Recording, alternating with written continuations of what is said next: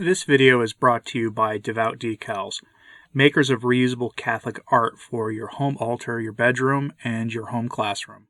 Today I have for you on this otherwise unremarkable Sunday, hopefully, that an examination of the concept of heresy.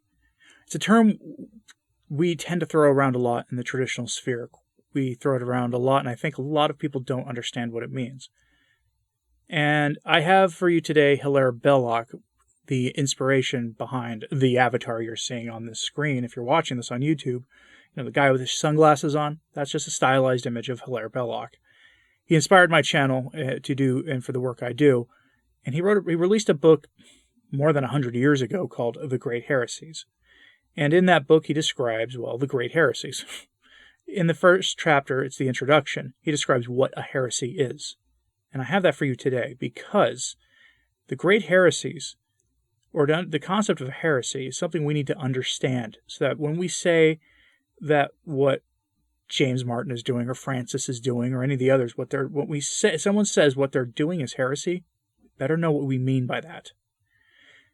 At times this might sound a little dense, but I think it'll be easy to understand, honestly. Anyway, enough of that for me.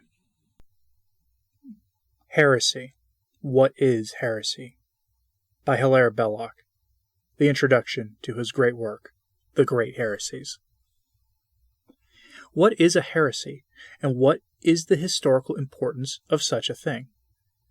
Like most modern words, heresy is used both vaguely and diversely.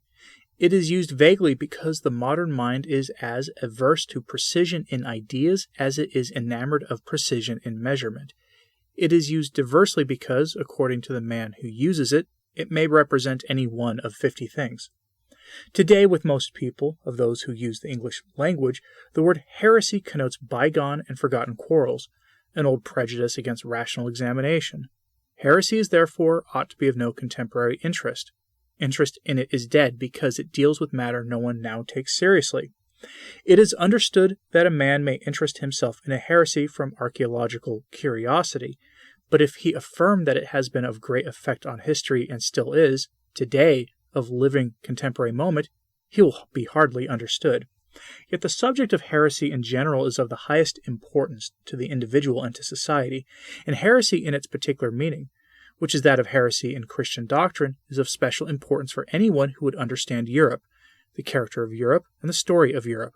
For the whole of that story, since the appearance of the Christian religion, has been the story of struggle and change, mainly preceded by, often if not always, caused by, and certainly accompanying, diversity of religious doctrine.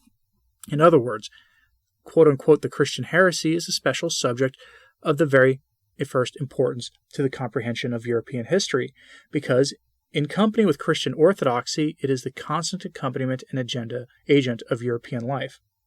We must begin by a definition, although definition involves a mental effort and therefore repels. Heresy is the dislocation of some complete and self-supporting scheme by the introduction of novel denial of some essential part therein.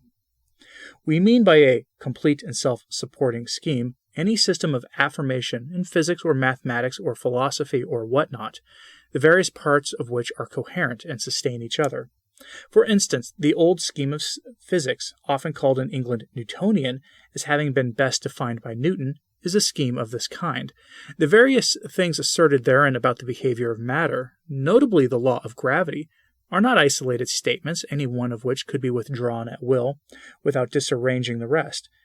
They are all the parts of one conception, or unity, such that if you but modify a part, the whole scheme is put out of gear. Another example of a similar system is our plane geometry, inherited through the Greeks and called by those who think or hope they have got hold of a new geometry, Euclidean. Every proposition in our plane geometry that the internal angles of a plane triangle equal 2 angles, that the angle contained in a semicircle is a right angle, and so forth, this not only sustained by every proposition in the scheme, but in its turn supports each other individual part of the whole. Heresy means then the warping of a system by exception, by picking out one part of the structure, and implies that the scheme is marred by taking away one part of it, denying one part of it, and either leaving the void unfilled or filling it with some new affirmation. For instance, the 19th century completed a scheme of textual criticism for establishing the date of an ancient document. One of the principles in this scheme is that any statement of the marvelous is necessarily false. When you find in any document of marvel, you've touched for the supposed author of that document, you have a right to conclude, say the textual critics of the 19th century, all talking like one man, that the document was not contemporary, was not of the date which it claimed to be. There comes along a new and original critic who says, I don't agree. I think that marvels happen, and I also think that people tell lies. A man thus butting in is a heretic in relation to that particular orthodox system. Once you grant this exception, a number of secure negatives become insecure. You are certain, for instance, that the life of St. Martin of Tours, which professed to be a contemporary witness, was not by a contemporary witness because of the marvels it recited. But if the new principle be admitted, it might be contemporary after all, and therefore something to which it bore witness, in no way marvelous, but not found in any other document, may be accepted as historical. You read in the life of a thaumaturge that he raised a man from the dead in the Basilica of Vienna in AD 500. The Orthodox school of criticism would say that the whole story being obviously false, because marvelous, it is no evidence for the existence of a basilica in Vienna at that date. But your heretic, who disputes the orthodox canon of criticism, says, it seems to me that the biographer of the thaumaturge may have been telling lies, but that he would not have mentioned the basilica and the date unless contemporaries knew, as well as he did, that there was a basilica in Vienna at that date. One falsehood does not presuppose universal falsehood in a narrator. There might even come along a still bolder heretic who should say, not only is this passage perfectly good evidence for the existence of a basilica at Vienna in AD 500, but I think it's possible that the man was raised from the dead. If you follow either of these critics, you are upsetting a whole scheme of tests, whereby true history was sifted from false in the textual criticism of recent times. The denial of a scheme wholesale is not heresy, and has not the creative power of a heresy. It is of the essence of heresy that leaves standing a great part of the structure it attacks. On this account, it can appeal to believers and continues to affect their lives, through deflecting them from their original characters. Wherefore it is said of heresies that they survive by the truths they retain, we must note that whether the complete scheme thus attacked be true or false is indifferent to the value of heresy, as a department of historical study. What we are concerned with is the highly interesting truth that heresy originates a new life of its own and vitally affects the society it attacks. The reason that men combat heresy is not only or principally conservative devotion to routine, a dislike of disturbance in their habits of thought. It is much more perception that the heresy, insofar as it gains ground, will produce a way of living and a social character at issue with it, irritating and perhaps mortal too, the way of living and the social character produced by the old orthodox scheme. So much for the general meaning and interest of that most pregnant word, heresy. Its particular meaning, the meaning in which it is used in this book, is the marring by exception of that complete scheme, the Christian religion. For instance, the religion has for one essential part, though it is only a part, the statement that the individual soul is immortal, that personal conscience survives physical death. Now, if people believe that, they look at the world and themselves in a certain way, and go on in a certain way, and are people of a certain sort. If they accept, that is, cut out, this one doctrine, they may continue to hold all the others, but the scheme is changed. The type of life and character and the rest become quite other. The man who is certain that he is going to die for good and for all may believe that Jesus of Nazareth was very God and very God, that God is triune, that the incarnation was accompanied by a virgin birth, that bread and wine are transformed by a particular formula. He may recite a great number of Christian prayers and admire and copy chosen Christian exemplars. But he will be quite a different man from the man who takes immortality for granted. Because heresy in this particular sense, the denial of an accepted Christian doctrine, thus affects the individual, it affects all society. And when you are examining a society formed by a particular religion, you necessarily concern yourself to the utmost with the warping or diminishing of that religion.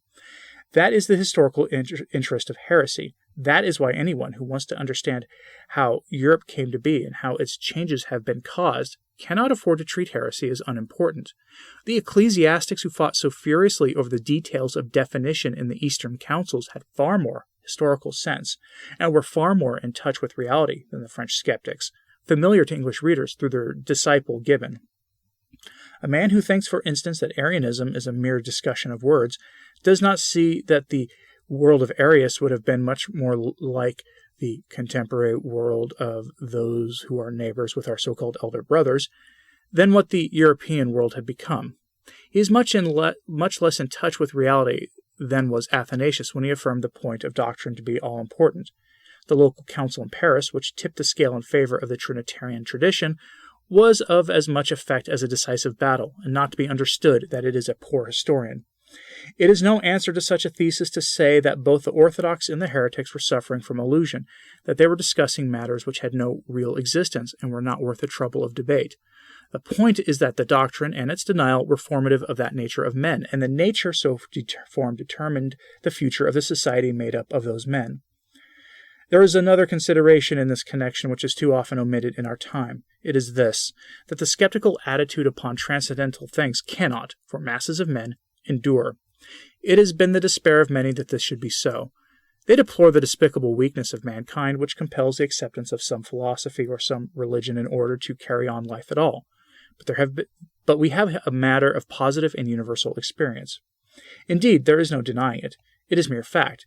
Human society cannot carry on without some creed, because a code and a character are the product of a creed. In point of fact, though, individuals, especially those who have led sheltered lives, can often carry on with a minimum of certitude or habit upon transcendental things. An organic human mass cannot so carry on. Thus a whole religion sustains modern England, the religion of patriotism.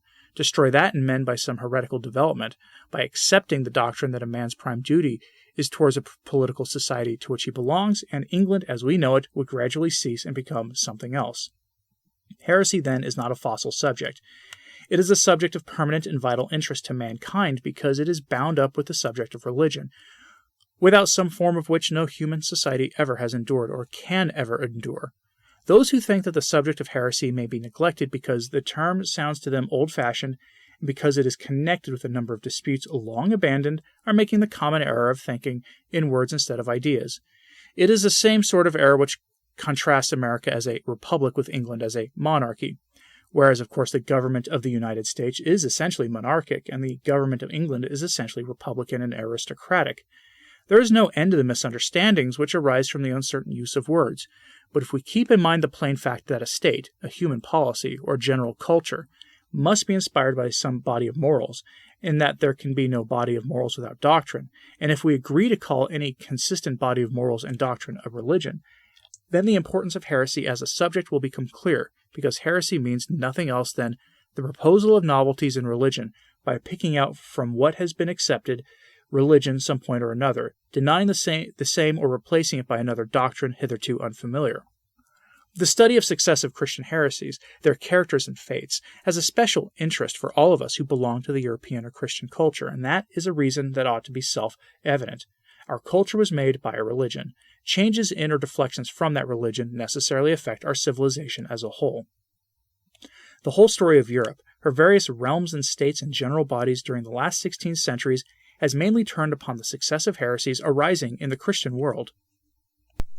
We are what we are today mainly because no one of those heresies finally overset our ancestral religion, but we are also what we are because each of them profoundly affected our fathers for generations.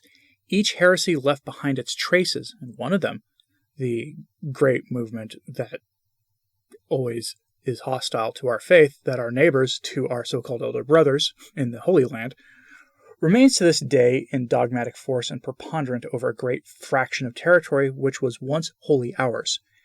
If one were to catalogue heresies making the whole long story of Christendom, the list would seem almost endless. They divide and subdivide. They are on every scale. They vary from the local to the general. Their lives extend from less than a generation to centuries. The best way of understanding the subject is to select a few prominent examples, and by the study of these to understand what vast important heresy may be. Such a study is easier from the fact that our fathers recognized heresy for what it was, gave it in each case a particular name, subjected it to a definition and therefore to limits, and made its analysis the easier by such definition. Unfortunately, in the modern world, the habit of such a definition has been lost. The word heresy, having come to connote something odd and old-fashioned, is no longer applied to cases which are clearly cases of heresy and not to be treated as such. For instance, there is abroad today a denial of what theologians call dominion, that is, the right to own property, It is widely affirmed that laws permitting the private ownership of land and capital are immoral, that the soil of all goods which are productive should be communal, and that any system leaving their control to individuals or families is wrong and therefore to be attacked and destroyed. That doctrine, already very strong among us and increasing in strength and the number of its adherents, we do not call a heresy. We think of it only as a political or economic system. When we speak of the hammer and sickle, our vocabulary does not suggest anything theological, but this is only because we have forgotten what the word theological means. The hammer and sickle ideology is as much a heresy as Manichaeism. It is a taking away from the moral scheme by which we have lived of a particular part, the denial of that part, and the attempt to replace it by an innovation.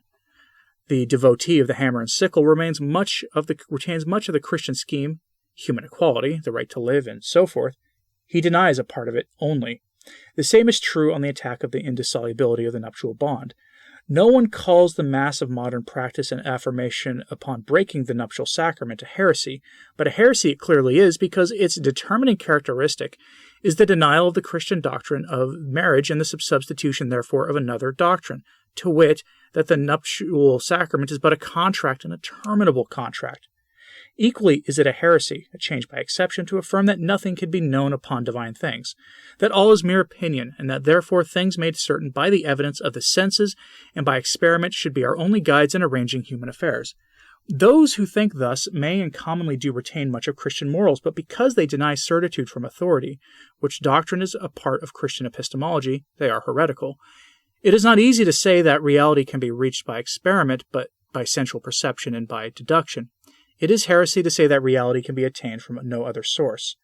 We are living today under a regime of heresy with only this to distinguish it from the older periods of heresy, that the heretical spirit has become generalized and appears in various forms. It will be seen that I have in the following pages talked of the modern attack because some name must be given to a thing before one can discuss it at all. But the tide which threatens to overturn us is so diffuse that each must give it its own name.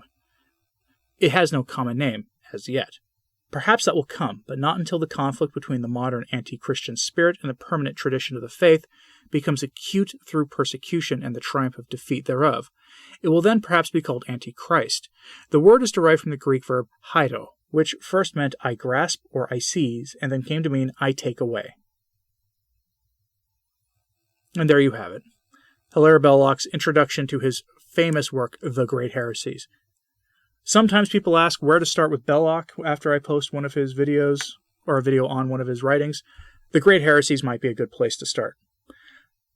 You do a little research on him and you will find that modern thinkers with modern values say some pretty nasty things about Belloc, but that's because they don't understand him or his ideas, whether they be his theological ideas, his socioeconomic ideas, or his ideas about our relations with our elder brothers, or anything else. People don't understand Belloc, and they have forgotten him. Which is unfortunate, because he was one of the great minds of the 20th century, and he was prolific in his writing everything from poetry to theology to history to economics. You name a genre of serious literature, and he was writing it. He even wrote satirical children's books that were definitely not for children. Anyway, let me know what you thought of this in the comments. Please like and subscribe if you haven't. It really does help. And as always, pray for the church. I'm Anthony Stine. Ave Maria.